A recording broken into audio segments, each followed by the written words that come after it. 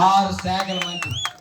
దాంట్లో పోనీ 3 సంవత్సరాలు కాదు, ఎన్ని సంవత్సరాలు చేశారంటే ఫుల్గా 5 సంవత్సరాలు చేశారు.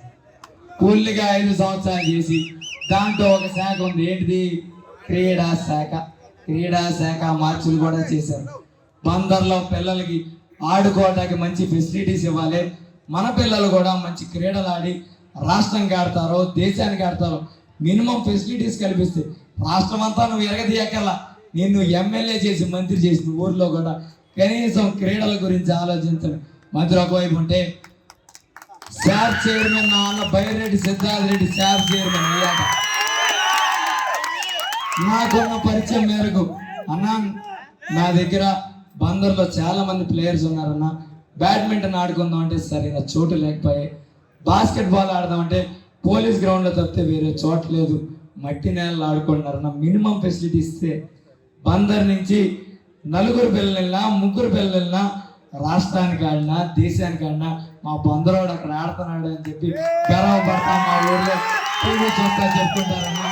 ఖచ్చితంగా నీకు ఎక్కడ అవకాశం ఉన్నా, ఎందుకంటే ఇంతకుముందు శాప్ చైర్మన్లు పెద్ద వాళ్ళు ఉండేవాళ్ళన్నా, వాళ్ళ దగ్గరికి అపాయింట్మెంట్ దొరుకుతామే కష్టంగా ఉంటుంది. నువ్వంటే నాలాంటి యంగ్స్టర్ కాబట్టి ఖచ్చితంగా నువ్వు నాకు సాయం చేసి పెట్టాను. అడగంగానే నువ్వు అడిగిన కారణం చూసి ఇస్తున్నా, మన ఇద్దరు స్నేహం కాదు, నువ్వు అడిగిన కారణం బట్టి. ఎందుకంటే నేను ఒక యంగ్స్టర్గా వచ్చా కాబట్టి క్రీడల్లో ఎంత ఇబ్బందులు ఉంటాయి, మినిమం ఫెసిలిటీస్ లేక పేదవారి పిల్లలు క్రీడలు ఆడుకోకూడదు, మనం పనులు చేసుకోవాలన్నట్టు క్రీడలకు దూరం అయిపోతాం. ఖచ్చితంగా మచిలీపట్నం ఏర్పాటు చేద్దాం అన్నాడు. చెప్పింది చెప్పినట్టు గాలికి వదిలేస్తాడేమో అనుకున్నా, కానీ ఈరోజు కళ్ళ ముందు సాక్ష్యం చేస్తున్నాడు. 60 లక్షలు దానికి పావల ఎంత 2.5 కోట్లతో వచ్చిందండి ఈ స్టేడియం. 2.5 కోట్లతో అంటే ఊరికి ఎలక్షన్ స్టంట్ కోసం చేస్తే ఎలా ఉంటుందో అది కనబడితే పైలాన్ ఊడిపోతా, కనీసం ఆ పైలాన్ ఊరికి నామకే వాస్తే కట్టి ఆ రైతుకు కూడా డబ్బులు ఇవ్వకుండా మొత్తం డబ్బులు తినేసేట ఉంటుందో తెలుగుదేశం ప్రభుత్వంలో చూస్తే.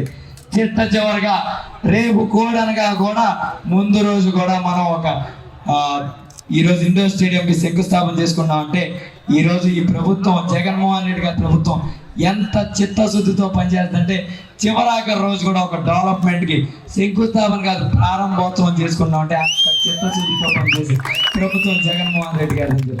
ఈరోజు 2 రాష్ట్రాల్లో తెలుస్తున్నారన్నా, లేదా కిట్టు అనేవాడు 4 సోషల్ మీడియాలో కనపడుతున్నాడన్నా, కిట్టు అనేవాడు క్యాండిడేట్ అయ్యి మీ ముందు నిలబడి మాట్లాడుతున్నాడన్నా, లేదా మాతో 4 ఫోటో దిగుతున్నారన్నా, దాని ప్రతి కారణం ఇక్కడ ప్రతి కార్యకర్త ఈ జెండా మోసి మావోడి కిట్టు మావోడి నాని గారు అని అనుకున్నారు కాబట్టి మమ్మల్ని స్థానాల్లో నుంచోబెట్టారు. కాబట్టి ఈరోజు మా దక్కిన ప్రతి గౌరవం మీ అందరూ పడిన కష్టమని ఈ సభాముఖంగా ప్రతి కార్యకర్తకి కుటుంబ సభ్యుడికి తెలియజేసుకుంటూ, ఇందాడ ప్రేమ మితి మీరితే పిచ్చ, ఆ పిచ్చతో ఈరోజు ఆకలిని మర్చారు, కుటుంబాన్ని మర్చారు, రోడ్ ఎక్కారు. చివరి దాకా వచ్చే వరకు ఈరోజు నా స్పీచ్ కూడా వినే వరకు ఒక్కడి కుర్చీలోంచి లేచింది. ఇంత అభిమానం మా మీద చూపిస్తున్నందుకు ప్రతి ఒక్కరికి పేరున ధన్యవాదాలు తెలుపుకుంటాను.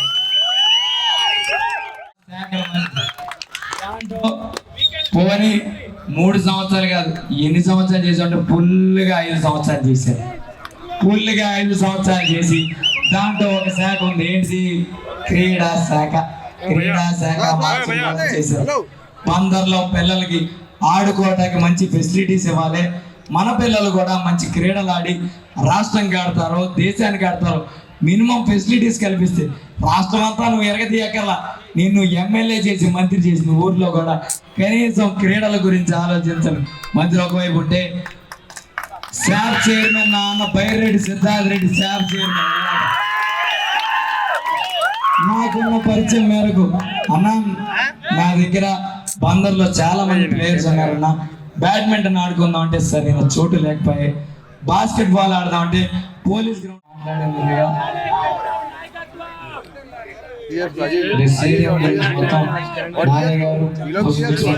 చెప్పారు కాబట్టి మాట్లాడడానికి సమయం కూడా లేదు. కాబట్టి ఈ స్టేడియం గురించి మాట్లాడే ముందు ఈరోజు ఇంత ప్రేమ మా మీద కనపరిచి ఎమ్మెల్యే అభ్యర్థి అయిన నా మీద, ఎంపీ అభ్యర్థి గారు చంద్రశేఖర్ గారి మీద ఇంత ప్రేమ కురిపిస్తూ, మామూలుగా ర్యాలీలు అంటే బళ్ళు, రాగానే సందులో జరిగిపోతూ ఉంటారు. 2ంటికి వచ్చారు, టైం పావు తక్కువ పడింది. ఇంట్లో మావిడేమన్నా కూర వండిందా లేదా అని ఆలోచన లేదు, పిల్ల పడుకుందా లేదా అన్న ఆలోచన లేదు. ఆవిడ ఫోన్ చేస్తున్నా అయినా ఫోన్ కట్ చేస్తున్నారు చాలా మంది కింద చూస్తారు.